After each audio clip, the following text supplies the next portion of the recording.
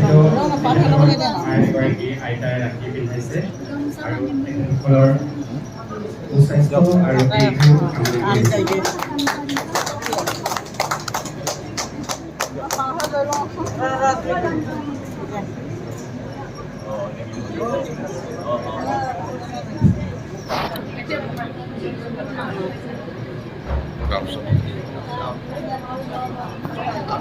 আইতাসকলক আসন গ্ৰহণ কৰিবলৈ অনুৰোধ জনালোঁ। আমি আইতাসকলক আসন গ্ৰহণ কৰিবলৈ অনুৰোধ জনালোঁ।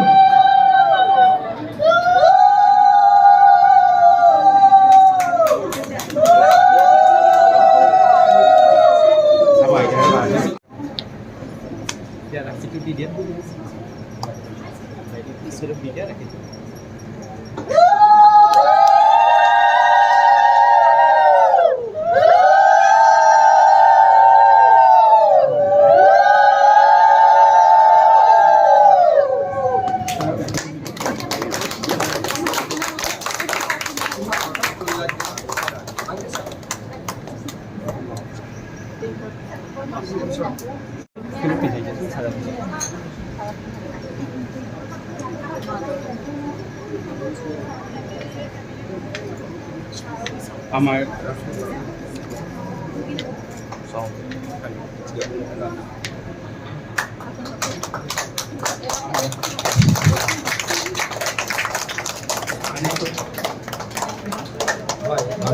আপোনালোকৰ বাবে কৰিবলৈ সিদ্ধান্ত লৈছিলোঁ আৰু মই এটা এটাকৈ কথা চৰকাৰৰ সামাজিক ন্যায় বিভাগৰ মন্ত্ৰী পীযুষ হাজৰিকা ডাঙৰীয়া, দিছপুৰ সমষ্টিৰ সন্মানীয় বিধায়ক অতুল বৰা ডাঙৰীয়া, আমাৰ মাজত উপস্থিত অসম চৰকাৰৰ সামাজিক ন্যায় বিভাগৰ আয়ুক্ত সচিব বীৰেন্দ্ৰ মিত্তাল ডাঙৰীয়া আৰু কামৰূপ মহানগৰ জিলাৰ উপায়ুক্ত সুনীল চাটাৱন ডাঙৰীয়া। পোনপ্ৰথমে মই এই বৃদ্ধাশ্ৰমত থকা সকলো আইতা আৰু ককাক মোৰ ফালৰ পৰা বহুত বহুত প্ৰণাম আৰু নমস্কাৰ জনাইছোঁ। আজি ৰাখী পূৰ্ণিমা আৰু এই ৰাখী পূৰ্ণিমাত সকলোৱে নিজৰ ভাইটিক বা ককায়েকক ৰাখি পিন্ধায় আৰু ভাইটি বা ককায়েকৰ দায়িত্ব হয় যাতে নিজৰ বায়েক বা ভনীয়েকক সকলো ধৰণৰ দুৰ্যোগৰ পৰা ৰক্ষা কৰে। আজি এনে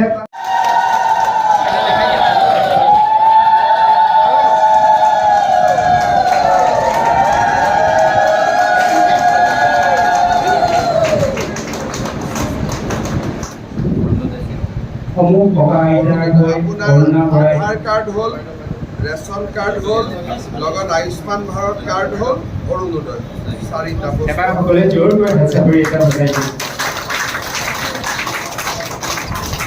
জনালোঁ।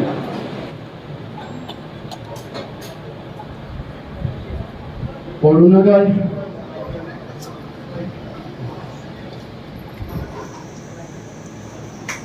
সকলো ব্যৱস্থা কৰি দিছে যাতে কোনো আইতাই চিকিৎসাৰ অভাৱত কিবা এটা হ'ব লগা নহয়, তাৰ বাবে ব্যৱস্থা কৰিছে। আমি আকৌ এবাৰ সমূহ যিসকল ককা আইতাই অৰুণোদয় পোৱা নাছিলে তেওঁলোকৰ বাবে অৰুণোদয়ৰ ব্যৱস্থা কৰিছে। আধাৰ কাৰ্ড নাছিল, ছাৰৰ নেতৃত্বত আধাৰ কাৰ্ড বনাই দিছে ছাৰৰ নিৰ্দেশ। ৰাখী পূৰ্ণিমাৰ পবিত্ৰ দিন গুৱাহাটীৰ আটাইকেইখন বৃদ্ধ আশ্ৰমত আজি আমি প্ৰথম সকলো আৱাসীকে এখন এখন আধাৰ কাৰ্ড দিছোঁ যাতে তেওঁলোকে বেংকত একাউণ্ট খুলিব পাৰে। আধাৰ কাৰ্ডৰ লগত আজি আমি তেওঁলোকক এখন ৰেচন কাৰ্ড দিছোঁ যাতে মাহত 5 কেজিকৈ বিনামূলীয়া চাউল তেওঁলোকে পাব পাৰে।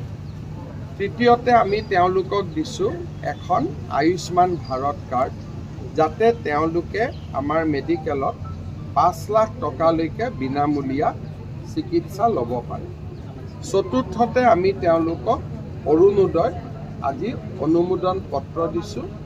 অহাকালি সকলোৰে বেংক একাউণ্টত 1250 টকা সোমাব আৰু তাৰ পিছত প্ৰত্যেক মাহৰ 10 তাৰিখে 1250 টকাকৈ তেওঁলোকৰ বেংকত সোমাই থাকিব।